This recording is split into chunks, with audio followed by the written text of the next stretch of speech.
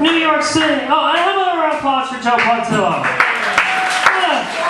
What a charming and creepy young man he is. Thank you so much for coming out. Like everyone here knows, I'm from West Virginia, and we have to deal with the stereotypes that we date our cousins, giggity-goo, right? Like, but there's the stereotype we have about New Yorkers, and that's that everyone in New York is an a-hole, right? Which is kind of true. New York has what I call kind rudeness, right? If you're on a crowded subway and a pregnant woman gets on, you're supposed to get up and offer her your seat. If you don't do that, someone will call you out for it, but in a Bronx jerky kind of way. Like, hey, homo, why don't you go to that fat pregnant lady and sit down? She probably doesn't know who the father is. There's some kindness in there somewhere.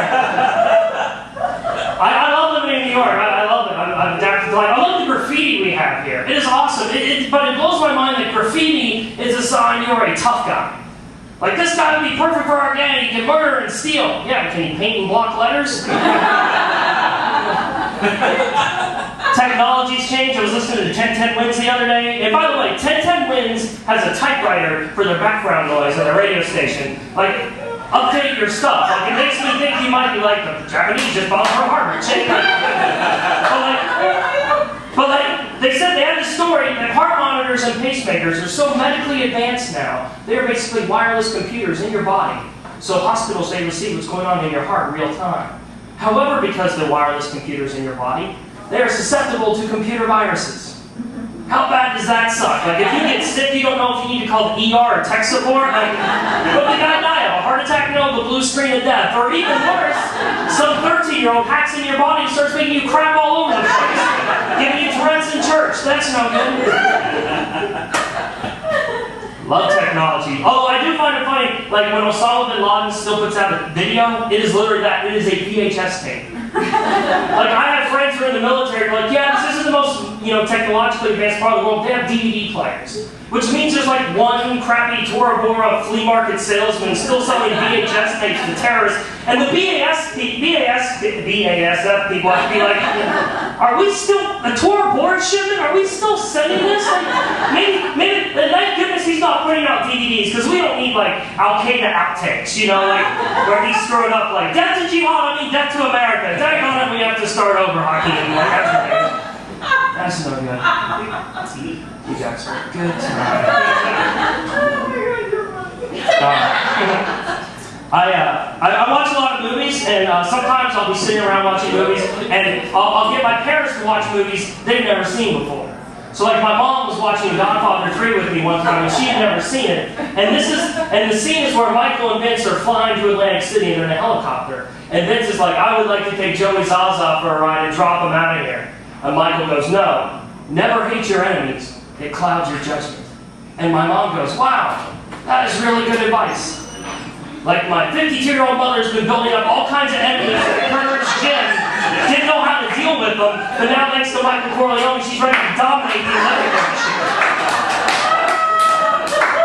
I'm thinking about for Christmas getting her Sun Tzu's The Art of War at this point. I'm worried about my mother.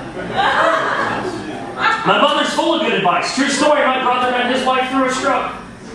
This is a true story. My brother's completely fine, greatest brother in the world, his wife's awesome. However, he had a stroke, and he met his wife, who was the nurse who was helping with his rehab. That's how they met. Everyone loves the story. My mother is like, see, your brother met his wife through a stroke. There are opportunities to meet women everywhere. She's like, you just never know what God's going to do. She brought them together through a stroke. You just don't know.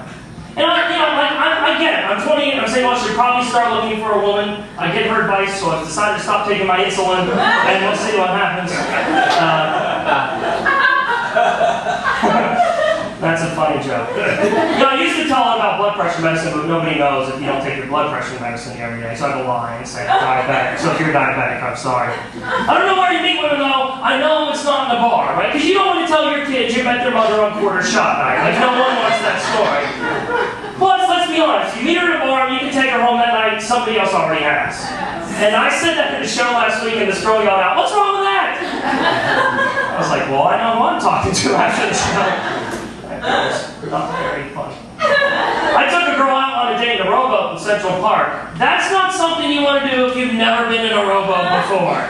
Because you end up just paddling for an hour in the same spot. Like, she's like, would you like me to try? If you hand her the oars, you may as well hand your testicles over to her, right? Like, and you know that's going to come back to bite you in the butt later on in the relationship, right? Like, you know what, Josh, this relationship is just like the time we went out on the rowboat. We paddle and paddle, but we don't go anywhere. Yes, you do that. I don't know, like, I gotta start working out to, like, I'm to the point now where, like, my body is adding something wrong to me every year, and it's not going away.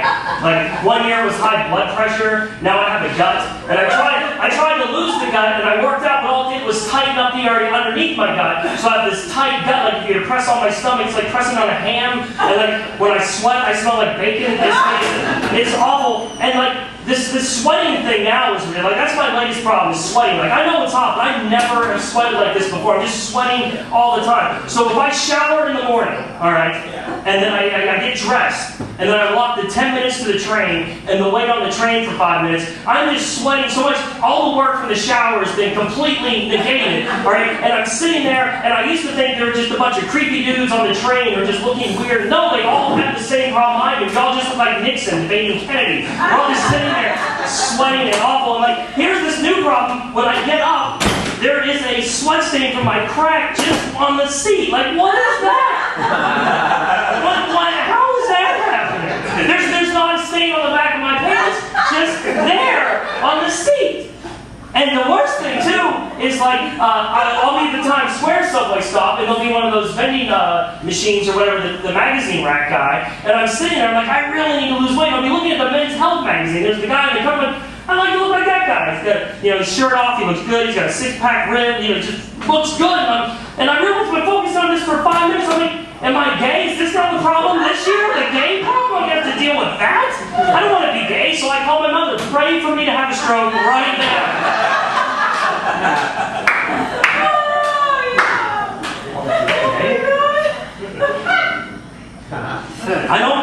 I have a car, but some of you know this.